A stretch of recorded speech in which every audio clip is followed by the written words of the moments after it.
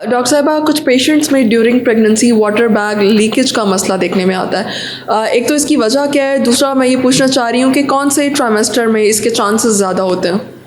सबसे पहले जो वाटर बैग लीकेज है उन्हें हम रप्चर्ड मेम्ब्रेन्स कहते हैं। और मेम्ब्रेन्स रप्चर होने का सबसे कॉमन रीज़न जो है वो ये है कि इन्फेक्शन हो, पेशाब में इन्फेक्शन हो जाना, वेजाइनल इन्फेक्शन हो जाना, गंदा पानी पड़ना या खून की कमी हो जाना, ये इन लोगों में सबसे ज़्यादा मेम्ब्रेन्स रप्चर करती हैं।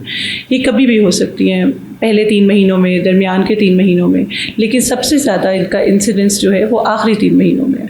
तो इसके साथ जो है वो प्री मैच्योर बर्थ हो जाती है और फिर वो ज़्यादा कॉम्प्लिकेशंस बेबी के लिए क्रिएट करती है।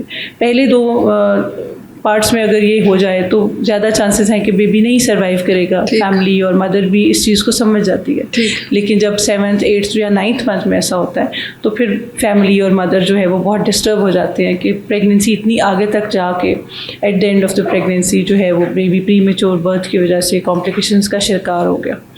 तो ये ज़्यादातर लोगों की में इन्फेक्शन की वजह से होता है। ठीक है डॉक्टर साहब, इसके सिम्टम्स क्या नज़र आते हैं पेशेंट में?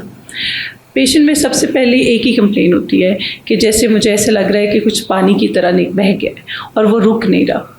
तो वो हम कंफर्म करते हैं, पेशेंट को पैड दिलाते हैं, उसमें क्लियर यूजुअली फ्लूइड आ रहा होता है और वो यूरिन नहीं होता।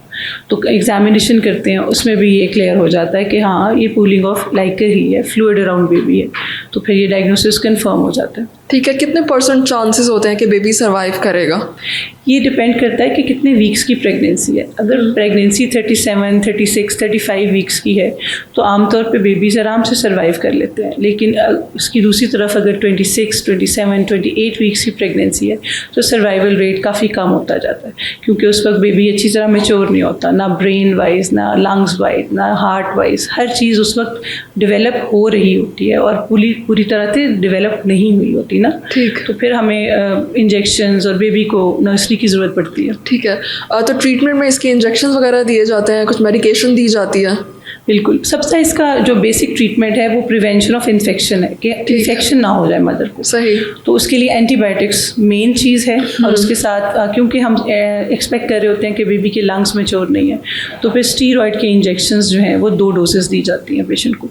ठीक है डॉक्टर साहब, इंजेक्शंस के ज़रिए या मेडिकेशन के ज़रिए प्रेगनेंसी को फिर कितना प्रोलॉन्ग किया जा सकता है, कितना टाइम जो है वो गुजारा जा सकता है कि डिलीवरी की तरफ जो है वो जाया जा सके? आमतौर पर हमारी कोशिश होती है प्रेगनेंसी को जितना भी प्रोलॉन्ग किया जा सके कर लें। ठीक है। जब तक पेशेंट को इन्फेक्शन नहीं डेवलप हो जाता, या तो खून में, या उनको फीवर नहीं होने लग जाता, या जो लाइकर का कलर है वो चेंज नहीं होने लग जाता, या बेबी के हार्ट बीट में मसला नहीं आ जाता, तब तक हम इसको प्रोलॉन्ग करने की कोशिश करते हैं। ठीक है, तो डॉक्टर साहब इन्फेक्शन के ज़रिए आपने बताया कि इन्फेक्शन की वजह से सबसे ज़्यादा ये वाटर बैग लीकेज होता है। इन्फेक्शन से किस तरह से बचा जा सकता है? इन्फेक्शन से सबसे पहले तो अपनी हीमोग्लोबिन को बिल्ड करके रखना चाहिए। खून की कमी नहीं होगी तो कोई भी इन्फेक्शन पेशेंट को होने में मुश्किल होगी। ठीक। हाइजीन अच्छी रखी जाए, साफ़ सुथरा रहा जाए, वॉशरूम जो है उसकी हाइजीन अच्छी रखी जाए। तो इन चीज़ों, और अगर किसी को इन्फेक्शन हो गया है तो उसको जल्दी ट्रीट करा लिया जाए, ना कि वो इन्फेक्शन बढ़ता चला जाए और वो हावी हो जाए। ठीक।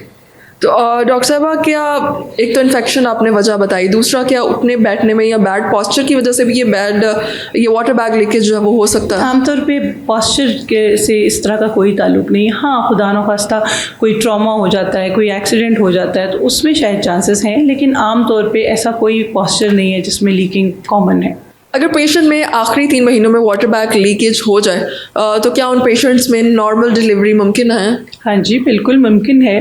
अगर पेशेंट को लीकेज शुरू हो गई है और पेशेंट को पेन्स आने लग जाती हैं तो बिल्कुल नॉर्मल डिलीवरी हो सकती है। और बहुत दफ़ा अगर उसमें इन्फेक्शन का एलिमेंट नज़र आने लग जाता है तो हम खुद भी पेन को इंड्यूस कर लेते हैं और इंडक्शन ऑफ लेबर के ज़रिए हम लेबर को इंड्यूस करने के बाद डिलीवर भी करा लेते हैं। ऐसा कोई हार्ड एंड फास्ट रूल नहीं है कि सिजेरियन ही होना है। जो पेशेंट्स लेबर में चले जाते हैं वो आराम से डिलीवर भी हो सकते हैं। लेकिन हाँ, क्योंकि बेबी के अराउंड जो पानी है वो कम होता है तो कुशन थोड़ा सा कम होता है जो यूट्रस और बेबी के दरमियान है, तो स्ट्रेस में जाने का चांस बेबी का ज़्यादा है। तो फिर कई दफ़ा फीटल डिस्ट्रेस हो जाता है और हम कहते हैं बेबी की धड़कन अच्छी नहीं है और इमरजेंसी में ऑपरेशन हो सकता है। लेकिन ऐसी बात बिल्कुल नहीं है कि बिल्कुल ऑपरेशन ही होगा और नॉर्मल डिलीवरी बिल्कुल नहीं होगी, ये गलत है। अच्छा डॉक्टर साहब, ऐसी सिचुएशन में कौन सी डिलीवरी बेहतर रहती है? नॉर्मल डिलीवरी बेहतर रहती है या सिजेरियन? ये उस पेशेंट के सिचुएशन पे डिपेंड करता है। अगर सब कुछ ठीक जा रहा है और नॉर्मल डिलीवरी बड़े आराम से हो रही है तो वो भी ठीक है, लेकिन अगर बेबी की धड़कन अच्छी नहीं है या मदर को बहुत तेज़ फीवर है, उसकी वजह से बेबी की हार्ट बीट पे असर हो रहा है या लेबर प्रोग्रेस ही नहीं कर रही, तो फिर सिजेरियन कर लेना बेहतर है, क्योंकि एक्स्ट्रा स्ट्रेस मिल रहा है बेबी को इसमें ना। ठीक है, तो नॉर्मल डिलीवरी में रिस्क ज़्यादा बढ़ जाते हैं अगर बैग जो है वो लीक हो जाए? अगर बैग लीक हो जाता है तो बेबी के गिर्द का लाइकर कम होता है, और लेबर अगर प्रोलॉन्ग हो जाती है तो फिर प्रोलॉन्ग लेबर के अपने स्ट्रेसेस बेबी को आ जाते हैं। उस पैसेज में से गुजरते हुए टाइम रिलेटिवली ज़्यादा लग रहा होता है एज़ कम्पेयर टू सिजेरियन। उसमें तो 15-20 मिनट में बेबी ने बाहर आ जाना है, और इसमें 1 घंटों का प्रोसेस है। तो वही बच्चा जो स्ट्रेस में है, अगर वो घंटों उस रास्ते में रहेगा तो ऑफकोर्स उसके रिस्क और कॉम्प्लिकेशंस थोड़ी सी ज़्यादा हो जाती हैं। बट अगर ऐसा नहीं हो रहा तो नॉर्मल डिलीवरी में कोई प्रॉब्लम नहीं है। ठीक है, और मदर हेल्थ पे इसके क्या इफेक्ट्स होते हैं?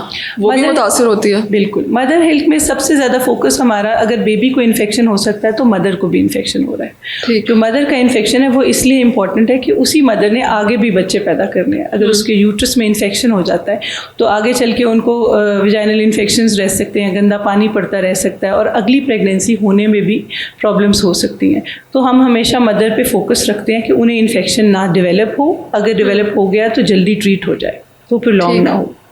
ठीक है, और अगर सिजेरियन में जाएं इस तरह की डिलीवरीज, तो उसमें क्या कॉम्प्लिकेशंस हो सकती हैं? क्योंकि पेशेंट में ऑलरेडी थोड़ा बहुत इन्फेक्शन होता है तो ज़ख़म में इन्फेक्ट होने के चांसेस हो सकते हैं, बाद में फीवर होने के चांसेस हो जाते हैं, और वजाइनल इन्फेक्शन होने के चांसेस होते हैं। तो हीलिंग थोड़ी सी डिले हो सकती है सिजेरियन की भी, अगर मेम्ब्रेन्स रप्चर हुई हैं पहले तो। ओके, लाइक कॉम्प्लिकेशन और रिस्क दोनों में है? बिल्कुल बिल्कुल। और बेबी हेल्थ को किस तरह से इफेक्ट करता है सिजेरियन सेक्शन में? बेबी की हेल्थ को अफेक्ट ना हो इसीलिए तो सिजेरियन किया जाता है। उसको उस पैसेज में से ना गुजारा जाए, रिस्क की पाथ में से ना गुजारा जाए। अगर थोड़ा सा भी बेबी के हार्ट अच्छे नहीं हैं तो उसको रिस्क में डालने की बजाय सिजेरियन किया जाता है। ठीक, ये फैसला करना डॉक्टर पे कितना डिपेंड करता है कि सिजेरियन सेक्शन होना चाहिए, नॉर्मल होना चाहिए? डॉक्टर का ट्रेन होना इसके लिए कितना ज़रूरी है? डॉक्टर की अच्छी ट्रेनिंग और डॉक्टर का एक्सपीरियंस बहुत काउंट करता है। अगर डॉक्टर ने बहुत दफ़ा उसको नॉर्मल डिलीवर कराया हुआ है और उसका अच्छा एक्सपीरियंस है तो फिर वो ऑफ कोर्स ये डिसीजन लेते वक्त उतना झिझकेगा नहीं। अब फैमिलीज बेसिकली बहुत कंसर्न होती हैं, सबको पता है कि लीकिंग हो गई है और सबको बेबी हेल्दी चाहिए, तो सारा का सारा जो है वो डिसीजन मेकिंग की प्रोसेस जो है वो डॉक्टर अकेले पे आ जाता है। वैसे ये आइडियली पेरेंट्स और डॉक्टर का मिलजुल के फैसला होना चाहिए, और फिर कॉन्सिक्वेंसेस भी दोनों को शेयर करने चाहिए। जबकि यहाँ पे ये रूटीन है कि वो जब अच्छा हो जाता है तो पेशेंट की बहादुरी या फैमिली अच्छी है, और अगर खुदा न खास्ता कॉम्प्लिकेशन हो जाती है तो डॉक्टर का डिसीजन आ जाता है। ठीक है, डॉक्टर साहब, ऐसा बेबी जो है उसको क्या आगे चल के भी अपनी लाइफ में कोई हेल्थ इश्यूज फेस करने पड़ सकते हैं? हाँ, अगर बेबी प्रीमेच्योर पैदा हुआ है तो फिर उसमें रिस्क ऑफ इन्फेक्शंस उस बेबी में भी ज़्यादा हैं। बेबी के लंग्स अच्छी तरह मैच्योर नहीं होते तो रेस्पिरेटरी इन्फेक्शंस जैसे छाती के इन्फेक्शन उनमें शुरू में हो सकते हैं। बेबी को नर्सरी में दाखिल रहना पड़ सकता है, और बेबी का वेट जो बर्थ वेट है वो रिलेटिवली कम होता है, तो उसको वो हर चीज़ जो है वो थोड़ी सी टफ लगती है, ग्रोथ और डेवलपमेंट थोड़ी सी डिले हो सकती है। ठीक, बहुत शुक्रिया।